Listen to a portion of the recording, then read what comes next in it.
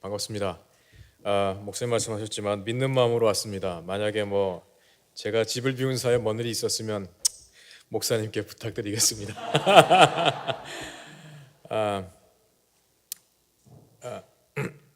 오늘 그 본문 말씀 오병이어의 기적, 아마 여러분들이 많이 들어본 말씀이라고 생각합니다.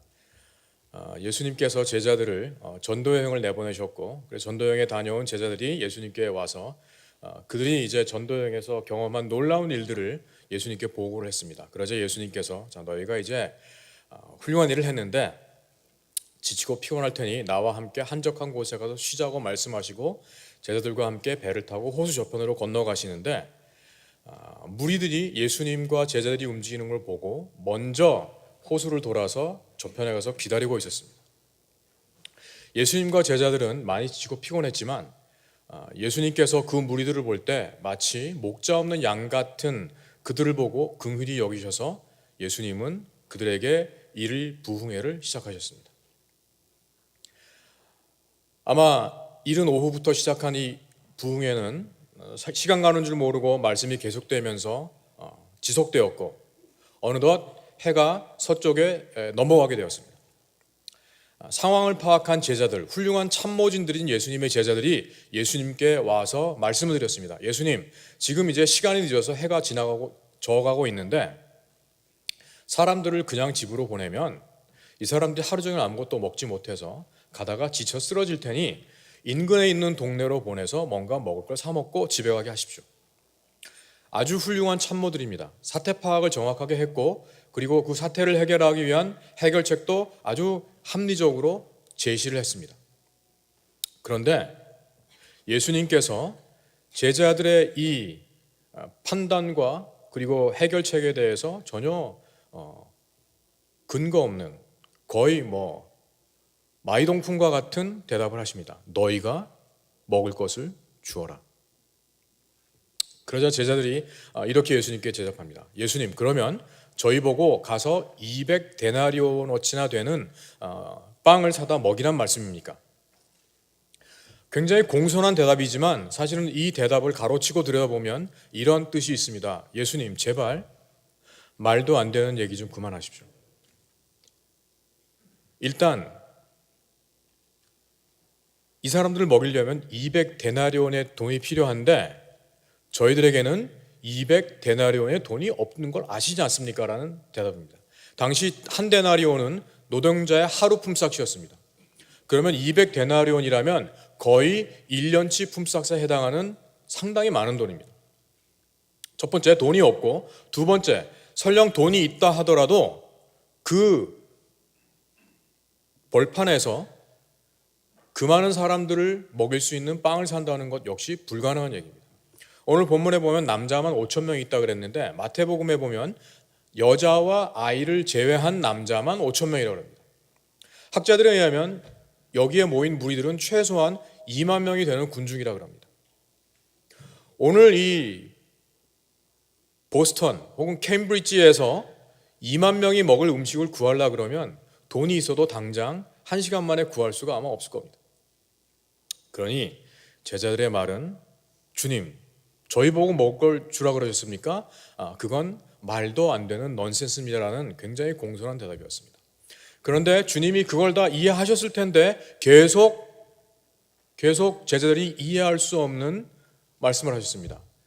너희에게 먹을 게 얼마나 있는지 가서 봐라. 요한복음에 보면 시몬 베드로의 형제인 안드레가 한 아이가 가져온 보리떡 5개와 혹은 보리빵 5개와 물고기 2마리를 발견했습니다. 그래서 그거를 주님께 가져왔습니다. 제 생각에 여기서 말하는 그 보리빵이 우리가 그 그로서리 스토어에서 보는 이탈리안 로프 같이 이렇게 큰 빵은 아닌 것 같아요. 롤 정도라고 생각하시면 될 것 같습니다. 그저 한 아이가 끼니를 면할 수 있는 정도의 작은 양이라고 보시면 됩니다.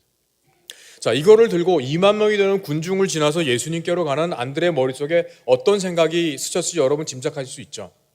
우리말에 코에도 못 붙이겠다는 말이 있는데 정말 이거를 쪼개봤자 코에도 못 붙일 한 사람이 겨우 끼니를 면할 양의 음식입니다. 그러나 주님이 말씀하셨으니 한 소년이 바쳤고 안드레가 주님께로 가져왔습니다. 그걸 보신 주님은 아무 말씀 안 하시고 하늘을 우러러보시고 축사를 하셨습니다. 그리고는 제자들에게 말씀하십니다. 이제 사람들을 50명, 100명씩 무리지어 앉히고 너희가 나눠주어라. 성경에는 나오지 않지만 제가 상상해 보면 이랬을 것 같습니다. 주님께서 그 보리떡 하나를 반으로 쪼개서 제자들에게 주는데 반으로 쪼개졌던 빵이 주님의 손을 떠나면서 온전한 빵이 되었고, 반으로 나눴던 생선이 주님의 손에서 제자의 손으로 넘어가는 순간 온전한 생선이 되었습니다.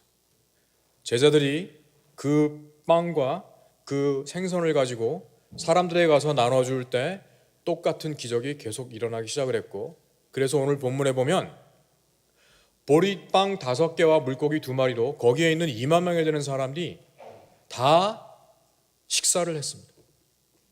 그냥 요기를 한 게 아니라 배불리 먹었다고 본문은 기록하고 있습니다. 그것도 모자라서 오늘 본문에 굉장히 독특한 디테일이 나오는데 뭐냐 하면 먹고 남은 조각을 거뒀더니 12바구니가 되었더라고 기록하고 있습니다. 여러분 아시는 것처럼 12는 그 유대인 그 문화에서 완전수를 말합니다. 또 한 가지 재미있는 사실은 마태, 마가, 누가, 요한 네 복음서에 다 기록된 기적들이 그렇게 많지 않은데 오병이어의 기적은 그 중에 하나입니다. 이 네 복음서가 오병이어의 기적을 다 기록했는데 디테일이 조금씩 다릅니다. 그런데 네 복음서가 다 기록한 디테일 중에 하나가 먹고 남은 조각이 12광주리가 되었다는 겁니다. 그러면 분명히 성령님께서 이 복음서를 읽는 저와 여러분들이 이 디테일에 주목하기를 원하는 겁니다. 무슨 의미가 있습니까? 사실 21세기를 사는 우리들이 이 12광주리가 남았다는 게 어떤 의미를 갖는지 이해하기가 쉽지 않습니다. 왜냐하면 우리는 살을 빼는 게 급선무의 시대를 살고 있지 내일 뭐 먹나 먹을 게 없어서 굶주리는 시대를 살고 있지 않기 때문에 그렇습니다. 그런데 인류가 굶주림을 면하게 된 것은 20세기 중반이 돼서입니다. 미국이나 유럽도 2차 대전 이후에 춘궁기를 면했고 우리 대한민국은 여기 계신 어르신분들은 아시겠지만 보릿고개를 넘어간 게 1980년대가 되어서입니다.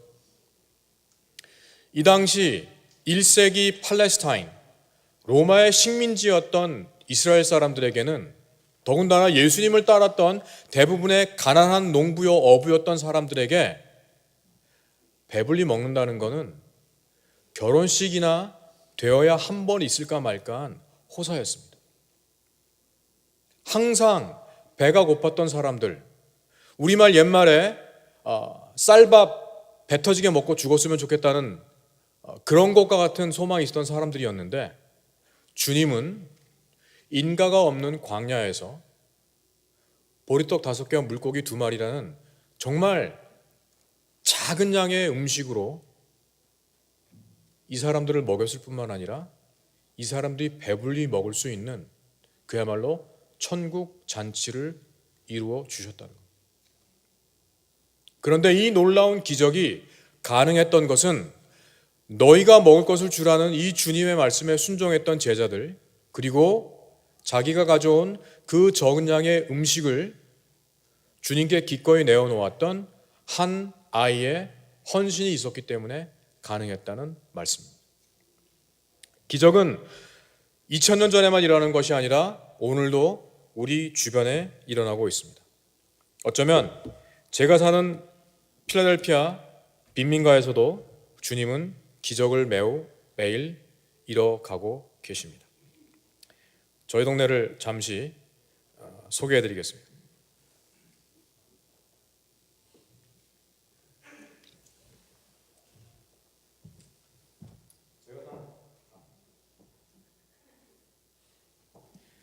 제가 사는 동네는 필라델피아에 있는 전형적인 흑인 빈민가입니다. 2004년으로 기억나는데 2004년도에 필라델피아시 경찰청에서 시 전역에 있는 마약 사범 급단속을 했습니다.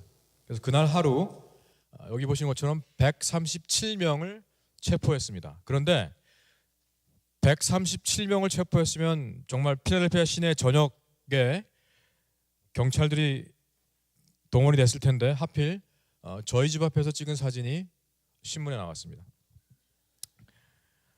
이날 이제 이 일이 있고 나서 제가 한 5분 후에 집에 왔습니다. 집에 오는데 옆집 주민들이 이렇게 요 대열 이대로 그리고 굉장히 뭔가 심란한 표정으로 있어서 제가 무슨 일 있었냐고 물어봤더니 요 앞에 있는 차를 가리키는데 그 뒷자리에 요 세 사람이 앉아 있더라고요. 그래서 이제 사태를 파악하고 집에 들어갔고 그 다음날 아침 신문을 받았는데 넘기다 보니까 로컬 섹션 1면에 이 사진이 있어요. 그래서 왠지 정든 골목, 왠지 낯익은 얼굴 그러고 봤더니 제가 사는 집입니다. 제가 2003년부터 2009년까지 새들어 산 집이 요 창살이 있는 이 집 2층 길가를 향한 이 방이었습니다.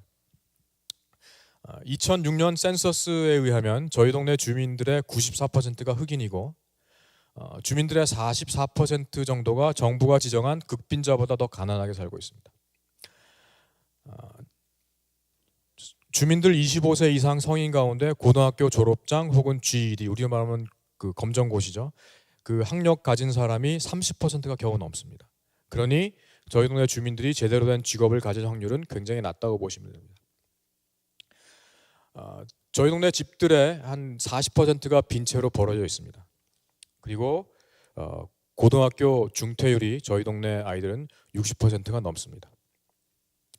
자, 저희 동네를 다니다 보면 이렇게 집들이 빈 채로 벌어져 있습니다. 심지어 이렇게 멋있는 브라운스톤 하우스, 요새는 브라운스톤 채취가 금지돼서 더 이상 지을 수 없습니다. 이런 집이 보스턴에 있으면 이 상태로 아마 50만 불 이상 받을 수 있을 거예요. 그런데 보시는 것처럼 지붕이 없어져서 시에서 철거를 했습니다. 왜냐하면 그러지 않으면 이런 일이 있기 때문입니다. 이거는 철거 현장이 아니라 건물이 저절로 무너진 겁니다. 아까 보신 것처럼 지붕이 없는 상태에서 봄부터 초겨울까지 비가 건물을 적시고 눈 녹은 물이 적시다가 겨울에 얼었다가 봄에 해동했다가 이 사이클이 20년, 30년을 계속되다 보면 이렇게 무너지는 일이 생기기도 합니다. 제가 빈민가 산다 그러면 가끔 사람들이 묻습니다. 목사님 거기 홈리스 피플이 있습니까?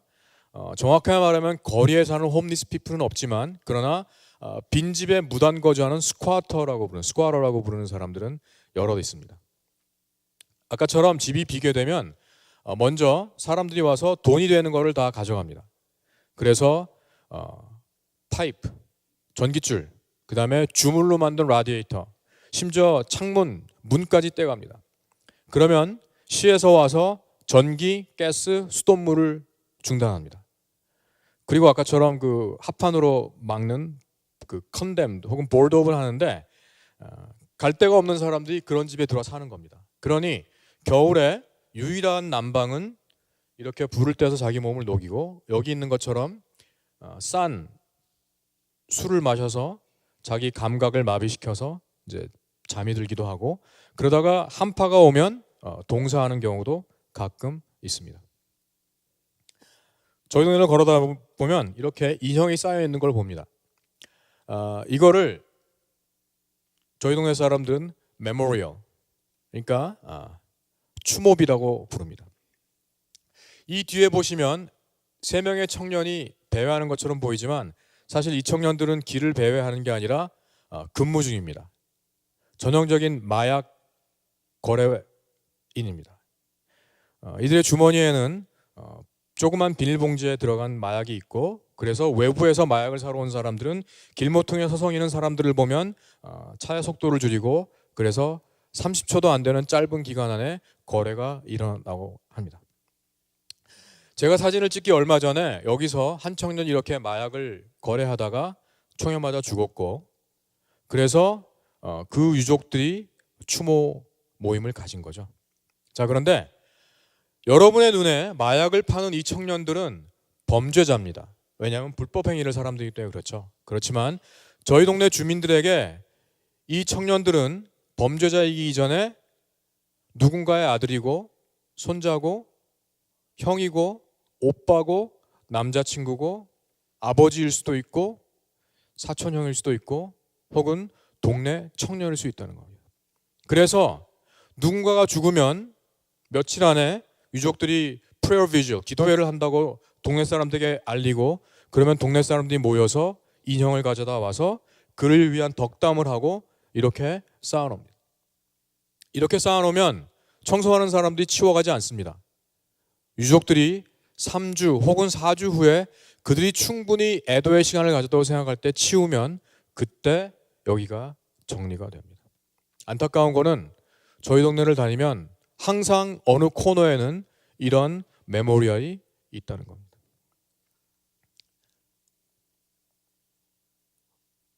가끔 이런 걸 볼 수도 있습니다. 지금 영상이 약간 밝아서 잘 안 보이는데 여기가 지금 제가 사는 블락이고요. 여기 3층짜리 로우홈인데 제가 지금 사는 집이 이쪽 스트릿에서 문 3개 이쪽으로 있는 집입니다. 어느 날 밤에 굉장히 헬리콥터 소리가 마치 전쟁터처럼 들려서 나가봤더니 제가 사는 집 위에 바로 이렇게 떠 있었습니다. 한 30분을 떠 있어서 제가 사진을 찍을 기회가 있었는데 이렇게 뜨는 경우는 범죄 용의자가 경찰을 피해서 도망가다가 경찰이 더 이상 갈 수 없는 이 골목 사이로 들어갔을 때 그렇습니다. 저희 동네는 필라델피아에서 두 번째 가난한 동네이면서 또 범죄가 많은 동네이기도 합니다. 2004년부터 2007년까지 필라델피아가 미국 대도시 가운데 살인사건이 가장 많이 일어난 도시로 꼽힌 적이 있습니다. 2007년 한 해만 406건의 살인사건이 있었는데 그 즈음에 또 신문사에서 이렇게 친절하게 저희 동네 지도를 만들었습니다. 이제 짐작하시겠지만 여기 있는 까만 점들은 그 몇 달 동안 살인사건이 일어난 지역들입니다. 처음에 사진에 나왔던 제가 새들어 살던 집은 여기였고요. 지금 2009년부터 제가 사는 집은 이곳입니다. 그러니까 훨씬 더 액션이 많은 곳으로 이사를 왔는데 어떤지 한번 영상으로 보여드리겠습니다. Philadelphia police say at least 32 shots were fired in a North Philadelphia double shooting that left a man dead and sent a woman to the hospital. It all happened late last night here in the 2100 block of North Uber Street. Police say the woman was an innocent victim caught walking into her home. Action News reporter Chad Perdelli live at the scene with details of the investigation. Chad? Monica, another innocent victim caught in the gunfire. It happened just behind me on those steps. Police are alarmed by the number of shots and believe they have 2 gunmen on the loose. Bullets have no names, and when people fire these shots, you never know where they're going to go. Police say it was an execution-style murder on the 2100 block of Uber. 2 men ran up and unloaded 36 shots on 24-year-old Christopher Green outside his home. A neighbor got caught in the gunfire and suffered a bullet wound to the leg. She's actually just walking into the house, a hard-working female, 46 years of age, worked in the same job 20 years, is a mother of 2 children, and a very nice lady that was just walking into her house and got struck by gunfire. There was some silence, and after a few minutes, I heard crying and people yelling. Neighbor Taeho Lee says this is a neighborhood on the upswing with many homes being renovated. It's on the fringe of the Temple University campus. Relatives of the woman shot say the bullet went through her bone. 이 사건은 2014년 10월 마지막 주에 일어났던 사건입니다. 이날 월요일 날 밤 11시 40분이었는데 집에 있는데 총소리가 났습니다. 총소리가 자주 나는 편인데 이날 들었더니 이건 분명히 저희 블락에서 하는 소리여서 제가 셌는데 20발까지 셌습니다. 나중에 경찰이 얘기하는데 36발이 발사가 됐다고 합니다. 이 희생당한 크리스라는 청년은 저희 블록에 사는 청년이었고 그러니까 인사하고 알고 지내는 청년이었습니다. 원한 관계로 인한 살인이었고 경찰에 의하면 여기 지금 엑스큐션 스타일 그랬는데 2명이 들어와서 36발의 총을 거의 이 친구의 얼굴에다 겨냥을 했다고 합니다. 그런데 이거보다 더 비극적인 사건은 그 자리에 이 청년의 사촌 동생인 초등학교 3학년짜리가 같이 있었다는 겁니다. 그 아이는 그해 여름 저희 썸머 캠프에 참석했던 아이인데 그 자리에 있었습니다. 여러분 한번 상상을 해보십시오. 저희 동네 집들이 방이 그렇게 크지 않습니다. 그 작은 방에 아마 사촌 형네 놀러 와서 어쩌면 TV를 같이 보고 있었을 텐데 밤 11시 40분쯤 누군가가 발로 문을 차고 들어와서 다짜고짜 사촌 형을 향해서 36방의 총을 발사했다고 생각해 보세요. 그 좁은 방에 두 정의 총이 그 뿜어내는 그 소리, 그리고 더 이상 말하고 싶지 않은 그 끔찍한 전경들을 생각해 보세요. 그걸 보고 있던 이 아이. 이 아이는 아마 평생 그 트라우마를 이겨내기 힘들 겁니다. 비극은 거기서 멈추지 않습니다. 이 청년이 죽었다는 얘기를 들은 할머님, 그 할머님은 제가 사는 블락 바로 옆 블락에 사셨는데 그 소식을 듣고 충격에 쓰러져서 병원에 가셨다가 일주일 만에 세상을 떠났습니다. 아마 여기 계신 분들 가운데 그런 일을 경험한 분들은 아마 아무도 안 계실 거고 여러분 주변에도 그런 일을 경험한 사람이 아마 없다고 저는 생각합니다. 그런데 안타깝게도 저희 동네 주민들 대부분에게 이런 일들은 너무나 흔한, 누구나 한 번쯤은 경험한, 빈민가에 살기 때문에 치러야 하는 그런 일이라는 겁니다. 그래서 살인사고가 하도 많아서 최근까지 저희 동네는 이렇게 묘비를 직접 제작해주는 가게가 있을 정도로 살인이, 죽음이 그만큼 빈민가에 살아야 하는 비싼 대가가 되기도 했습니다. 어쩌면 전혀 딴 세상 같은데 제가 사는 동네는 아직까지 미국에서 5번째로 큰 도시인 필라델피아에 있습니다. 그런데 그 필라델피아는 어쩌면 센터시티 저쪽인 것 같고 제가 사는 노스필리, 노스센트럴은 어쩌면 제3세계와 같은 혹은 난민촌과도 같은 곳처럼 느껴집니다. 저는 사실 유학생으로 미국에 왔습니다. 저는 한국에서 대학도 마치고 대학원도 마치고 신학 공부도 했고 그리고 다시 신학 공부를 좀 더 하기 위해서 필라델피아 있는 신학교로 와서 그때는 공부를 마치고 한국으로 돌아가서 교회를 개척한다는 나름 야무진 계획을 갖고 왔었는데 물론 하나님은 다른 계획을 갖고 계셨죠. 2003년도에 하나님의 분명한 부르심을 받고 저는 지금 제가 사는 빈민가로 들어갔습니다. 들어갈 때 저의 생각은 가난한 이들의 좋은 이웃이 되어 하나님의 사랑으로 삶에 지친 그리고 인종차별과 그리고 사회적 불의에 희생이 된 사람들의 위로자가 되겠다는 마음으로 들어갔습니다. 들어가서 제가 할 수 있는 일은 처음에는 지저분한 골목을 쓰는 거였습니다. 그래서 빗자루를 들고 하루에도 서너 번씩 길을 쓸기 시작했습니다. 일주일이 지나고 한 달이 지나고 6달쯤 되면서 저희 동네 사람들 중에 한두 사람 저랑 같이 골목을 쓸기 시작했고 그러면서 제가 사는 블락은 어느 정도 깨끗하게 유지되기 시작해서 그 다음에 한 게 제가 화분을 넣기 시작했습니다. 제가 너무 먼저 앞 나갔네요. 제가 2009년에 이사를 또 했습니다. 이사한 집에 이사했을 때 저희 랜드로드가 워낙 바빠서 1층을 이렇게 work in progress 많은 가능성이 있는 곳을 남겨놨고 제가 사는 2층은 그래도 뭐 사람이 살만합니다. 그래서 아까 얘기한 것처럼 길을 쓸면서 깨끗해진 다음에 화분을 놓기 시작했고 그러자 동네 사람들이 또 화분이 보기 좋아서 목사님 저도 하나 주세요. 그래서 하나씩 나눠주면서 옆집에 있는 사람들도 이렇게 화분을 놨고 그래서 이제 저희 동네는 제가 사는 블락은 저희 주민들에 의하면 우리 동네에서 제일 깨끗하고 예쁜 블락으로 소문이 났습니다. 그렇게 동네 사람들과 친해지면서 이제 저는 동네의 필요를 좀 더 보기 시작했고 그러다 보니 여름방학이면 할 일 없고 갈 데 없는 아이들이 너무 불쌍해서 2006년부터 제가 사는 블록을 막고 썸머 캠프를 시작했습니다. 그래서 매년 여름 7월이면 한 달 제가 사는 블록을 맡고 동네 아이들 140~150명이 모여서 찬양하고 말씀을 배우고 신나게 뛰노는 캠프가 진행됐습니다. 잠시 캠프를 보여드리겠습니다.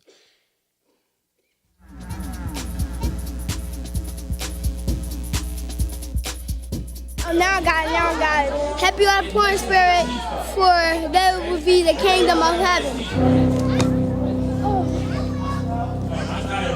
Happy are the meek, for they will be sons and daughters of heaven.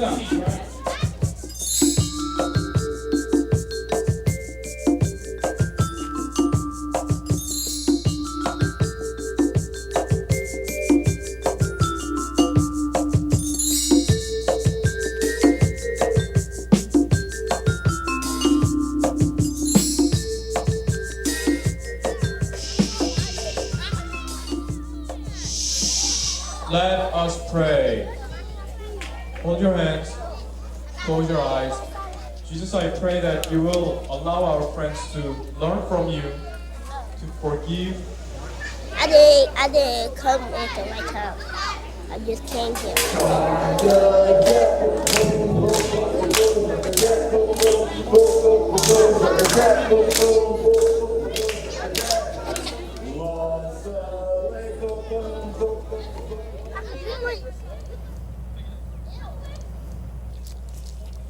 What do you think of camp so far? I think it's mostly a little better in some kind of way than other schools. How so? Because you get to camp outside and play. Have fun. This is fun because they talk about God and Jesus, and they go on trips still, and they still have a side of them where you can have fun and not too strict. The other camps, they be like, sit there, do your work. I be like, oh my God. What's your name? 네, 그래서 그 2000년부터 캠프를 계속 진행했고 지금은 이제 동네 아이들뿐만 아니라 동네 어른들도 1년 내내 기다리는 동네 잔치가 되었습니다. 저희가 캠프를 시작하면서 가장 중요하게 생각했던 것은 당연히 이 아이들에게 복음을 전하는 겁니다. 왜냐하면 이 아이들은, 그리고 저희 동네 주민들은 정말 2중, 3중의 차별에 시달립니다. 아시는 것처럼 미국은 아직까지 인종차별이 있는 나라입니다. 흑인은 피부 색깔이 다르다는 이유로 무시를 당합니다. 사람들이 하는 얘기가, 만약에 오바마 대통령이 백인이었으면 지금들 미국 사람들 90% 이상이 정말 역사상 가장 훌륭한 대통령이라고 칭찬을 할 거라는 겁니다. 그런데 단지 그가 피부색이 다르다는 이유로 사람들은 그의 업적을 인정하지 않으려 하고 있다는 겁니다. 그러니 대통령마저 그렇게 차별을 받는다면 빈민가에 사는 흑인들이 얼마나 차별을 받을지 우리는 짐작하고도 남음이 있습니다. 그런데 이 아이들은 흑인이기 때문에만 차별받는 게 아니라 가난하다고 또 무시를 당합니다. 백인들이 흑인을 차별하고, 문제는 중산층 흑인들이 빈민가에 있는 흑인들을 또 무시합니다. 그래서 이 아이들의 자존감은 정말 바닥이라고 보시면 됩니다. 이 아이들이 자존감을 회복하는 방법은 단 한 가지입니다. 바로 복음이죠. 하나님이 너를 사랑하신다. 그런데 이 메시지를 그냥 말로만 전하면 이 아이들에게는 아무 의미가 없습니다. 여러분, 홈리스 퍼슨한테 God loves you 그러면 그 사람이 땡큐 그럴 것 같아요? 땡큐가 아니라 핑거가 옵니다. 왜? 당신은 잡 있고 집 있고 차 타고, 그러니 maybe God is good to you. 근데 나는 지금 다 잃고 길에 나앉았는데 하나님이 나를 사랑해? 농담하지 마. 그렇죠?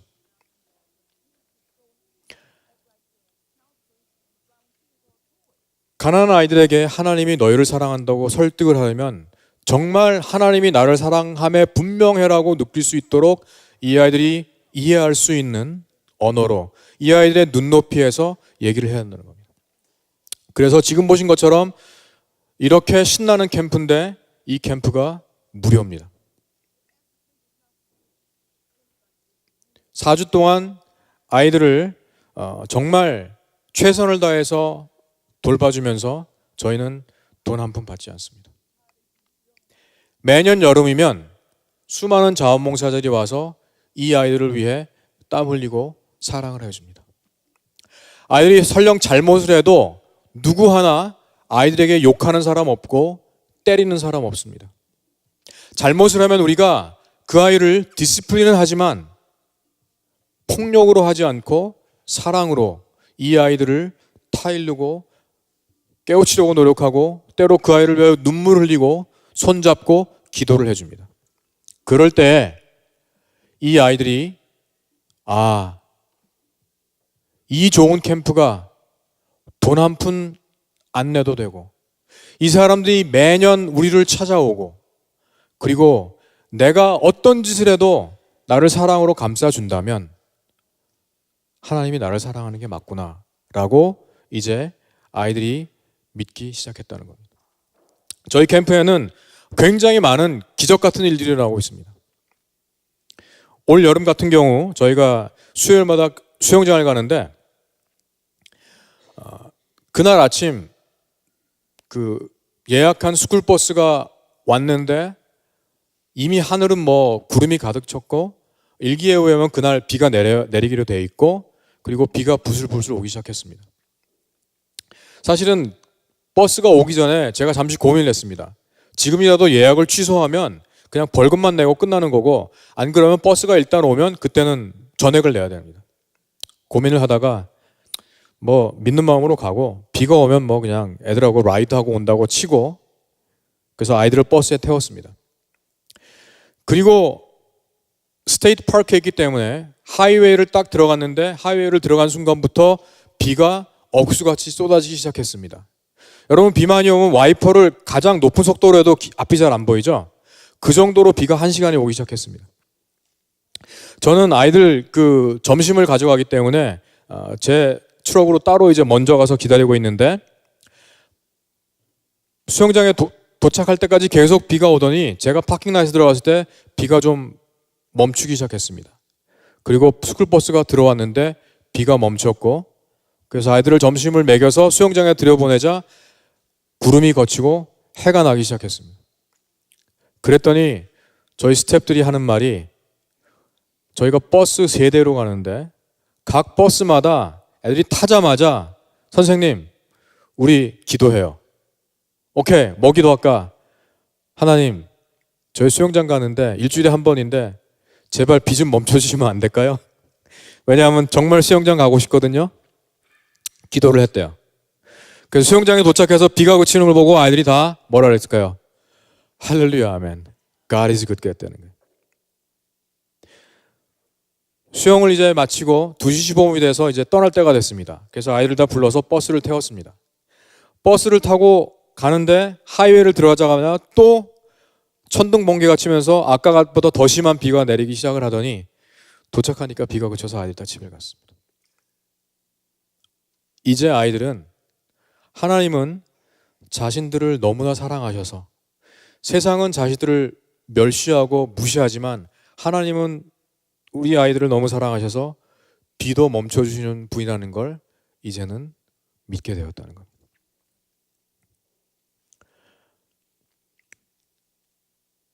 이 아이들을 그냥 보시면 뭐 굉장히 밝고 명랑한 티 없는 얼굴입니다.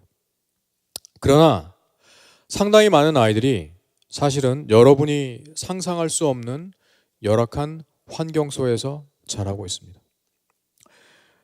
올 여름에 캠프에 온 아이 중에 한 아이는 10명의 형제 중에 한 아이였는데 이 아이가 어릴 때 엄마가 10명의 아이를 다 버렸습니다.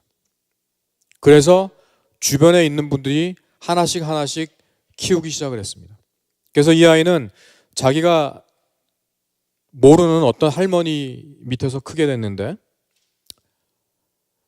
그리고 이 아이는 약간의 문제가 있어서 일주일에 2번씩 테라피를 받아야 돼요. 그런데 캠프를 하는 중에 이 아이가 할머니랑 테라피를 갔는데 갔다가 나오는 순간 완전히 한국 막장 드라마가 연출됐습니다. 얘는 테라피를 갖고 한 아이가 어떤 분과 함께 테라피를 나오는데 서로 눈이 마주치는 순간 전기가 온 거예요. 한 번도 본 기억이 없는데 워낙 어려서 흩어져서 보니까 자기 형제인 거예요. 서로 멈칫멈칫하고 그냥 헤어졌습니다. 그거를 스텝과 발렌티어에 이해하는 아이의 눈에는 당연히 눈물이 그런 거였겠죠. 엄마가 나를 버렸다는 이 상처는 정말 평생 남는 상처입니다. 어떤 아이는 아빠가 자기 보는 앞에서 자살한 아이도 있습니다. 형제가 4명인데 4명의 아빠가 다 다른 경우는 가끔 있고 서너 명인데 아빠가 2사람 이상인 경우는 뭐 너무나 흔합니다. 평생 아빠가 없는 줄 알았는데 어느 날 엄마 혹은 할머니가 아빠를 보자 해서 갔더니 맥시멈 시큐리티 프리즌에 있는 형기를 기다리는 아빠라는 혹은 낯선 남자가 아빠라는 걸 알았을 때 그 아이의 마음이 어땠겠습니까? 하지만 그렇게 상상할 수 없는 어려움과 고통이 있지만 그러나 주님은 이 아이들에게 희망을, 꿈을 심어주기 시작하셨습니다. 몇 년 전에 캠프 진행 중에 한 어머니가 와서 저를 찾았어요. 그래서 이제 제가 만났더니 저한테 감사하다고 인사를. 그래서 네. 그래서 무슨 일이신데 했더니 자기 딸이 저희 캠프에 있는데 뭐 너무 캠프를 좋아한다고 감사하다고 해요. 그래서 뭐 네 그랬더니 잠깐 얘기를 할 수 있냐 그래서 그렇게 하시라고 했더니 이분이 이제 얘기를 합니다. 사실은 캠프 시작하기 몇 주 전에 자기하고 자기 남자친구, 자기 딸이 차를 타고 있었는데 누가 와서 자기 남자친구를 그냥 총으로 쏴서 죽였어요. 자, 자동차라는 굉장히 좁은 공간 안에서 남자친구가 총에 맞아 죽었다고 생각해 보세요. 엄청난 충격이겠죠. 그래서 이 여자분은 장례식을 어떻게 치렀는지 기억도 못하게 그냥 장례식을 치렀어요.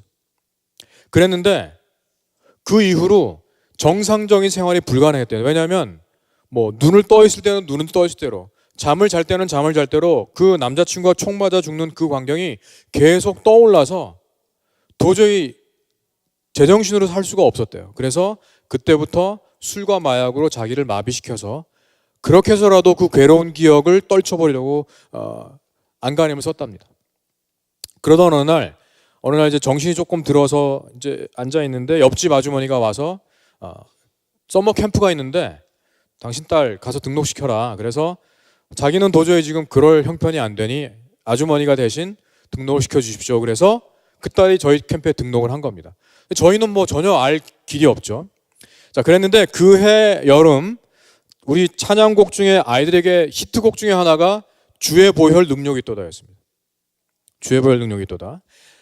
그래서 이제 이 아이가 6살짜리 아이가 우리 캠프에서 배운 찬송을 흥얼거리면서 집에 가서 또 배운 대로 엄마를 위해서 이제 기도를 해준 거야. 그래서 이 엄마가 이제 뭐 술에 취해 마약에 취해 있으면서 그걸 이제 들었어요. 근데 그러던 어느 날 좀 정신이 조금 더 들은 어느 날 딸이 또 오더니 엄마 많이 힘들지 그러면서 찬송을 불러주고 내가 기도해 줄게 그러면서 엄마 손을 붙잡고 하나님, 예수님, 우리 엄마 너무 불쌍한데 엄마 힘 주시고 엄마 보호해 주시고 그랬는데 그날의 그 기도가 이분의 영혼을 뚫었죠.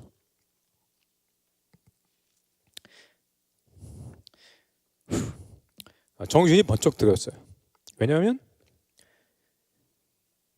자기 생각에 이제 아빠를 잃고 남자친구를 잃고 그렇죠.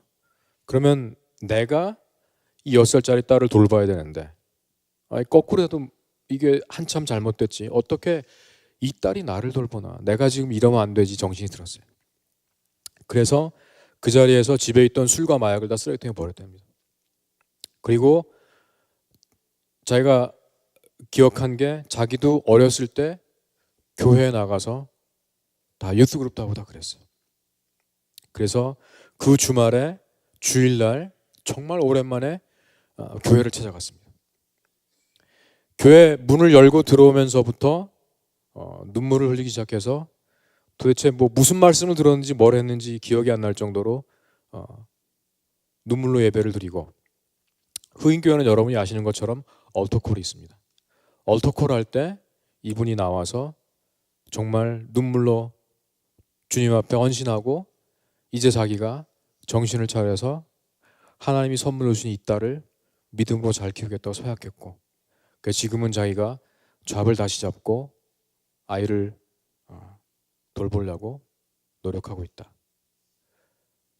딸 때문에 혹은 캠프에서 배운 것 때문에 이래서 너무 감사하다고 인사를 했습니다. 그래서 제가 오히려 내가 감사하다. 왜냐하면 얘기를 안 해주면 저희는 알 수가 없잖아요. 자, 하나님은, 복음은 이런 척박한 곳에서도 꽃을 피워내고 폭력과 죽음, 절망이 있는 곳에서 우리가 상상하지 못하는 방법으로 생명과 희망을 그리고 기쁨을 솟게 하는 능력이 있습니다. 2014년 제가 캠프를 하는 이 블락 건너편에 있는 100년이 넘은 이 건물, 30년 이상 버려져서 이 빈 땅에서는 살인사건이 일어났고, 그리고 사실은 조금만 더 두면 또 쓰러질 수밖에 없는 건물을 구입했습니다. 그리고 그 옆에 있는 빈 땅도 2필지를 제가 구입을 했습니다. 이제 저의 희망은 이 건물을 수리해서 커뮤니티 센터로 만들어서 아이들을 위한 방과후 학교, 그리고 우리 주민들을 위한 기도 모임과 또 성경 공부, 그러다 자연스럽게 교회를 이루는 게 저의 꿈입니다.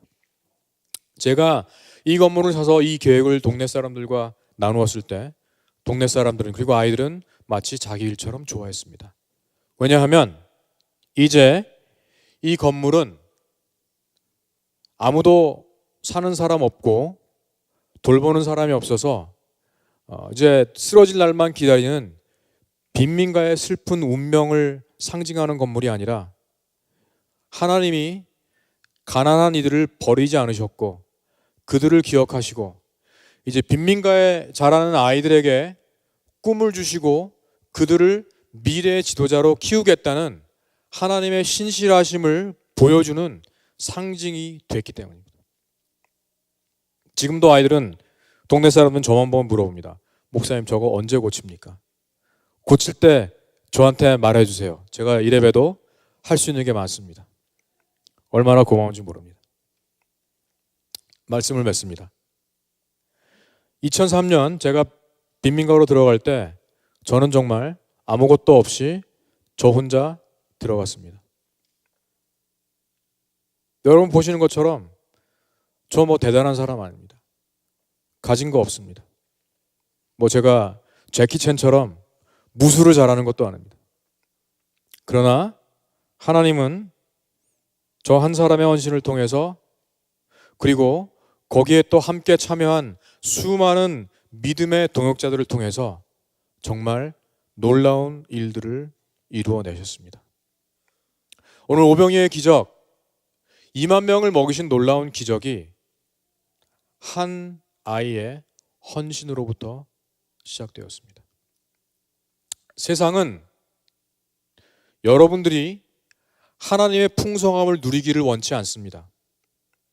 사탄은 여러분의 눈을 막아서 우리가 하나님 안에서 이미 얼마나 부유한 사람들인지, 나는 힘이 없지만 내 안에 거하시는 예수 그리스도의 부활의 능력이 얼마나 놀라운지를 깨닫기를 원치 않습니다. 사탄은 계속 우리에게 내게 없는 것만 주목하게 하십니다. 우리 가운데 주님의 마음으로 세상을 바라보며 안타까워하는 분들이 많은 줄 압니다. 세터민, 미국의 인종차별, 혹은 난민들, 또 이 교회가 헝거 프로그램을 통해서 그 사역하는 홈리스 피플들, 우리 주변을 보면 정말 해야 할 일이 너무 많고 도움이 필요한 사람들이 너무 많습니다. 그런데 사탄은 근데 넌 돈이 얼마나 있어? 시간이 남아 돌아? 네가 할 수 있는 게 있어라고 계속 내게 없는 거를 보고 그냥 그래 내가 할 수 있는 게 아무것도 없지 절망하게 만든다는 겁니다. 나는 가진 게 없지만 우리가 섬기는 주님은 천지를 창조하신 분입니다. 나는 힘이 없지만 내 안에 부활의 능력이 함께 하십니다. 사실 여기 계신 여러분들 제가 스토리를 모르지만 나름 정말 하나님이 주신 귀한 달란트들이 있고 그리고 그 달란트들을 더 개발시키기 위해서 열심히 노력하는 분들이 많다고 저는 알고 있습니다.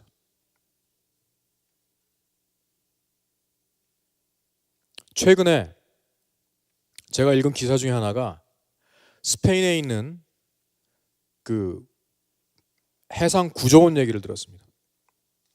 이 사람이 시리아 난민 사태를 보고 너무 마음이 아파서 뭔가를 해보려고 그냥 친구랑 둘이서 난민들이 있는 그 그리스 터키 쪽에 왔습니다. 그렇게 해서 진짜 그 해상 구조원이 쓰는 조그만한 튜브와 로프를 가지고 빠진 사람들을 구하기 시작했는데 사람들이 그 모습에 감동을 받아서 이제는 부호가 기증한 요트를 개조한 그 배를 가지고 의사들과 구조원들을 데리고 지난 몇 개월 동안 6,000명을 구해냈습니다.